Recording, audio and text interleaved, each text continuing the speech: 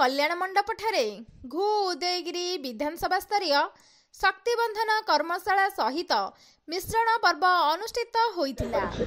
तेणु आम माँ मैंने आम स्वावलम्बी होगा जिते आम परिवार उपर विपद आसूसी से आम माँ मैंने साहस संचय करी आम परिवार इज्जत को आम रखुचे। एही कर्मशाला रे राज्य महिला मोर्चा उप सभानेत्री तथा कंधमाल जिला प्रभारी महिला मोर्चा रश्मिमयी पट्टनायक आज मोदी सरकार महिला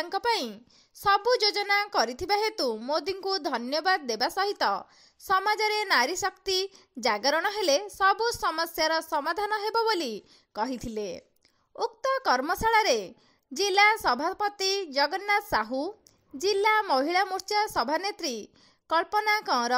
राज्य कार्यकारिणी सदस्य तथा कंधमाल लोकसभा संयोजक पद्मचरण दास, शक्तिबंधन कार्यक्रमर लोकसभा संयोजक कर्नेल शिशिर घोष,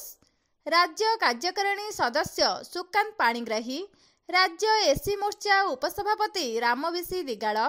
राज्य एसटी मोर्चा संयोजक बसंत प्रधान, जिला साधारण संपादक मानगोविंद प्रधान,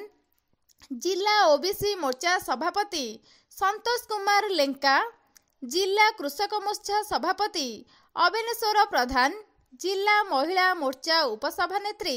सत्यभामा प्रधान, जिला उपसभानेत्री झुलिमा दलबेहेरा,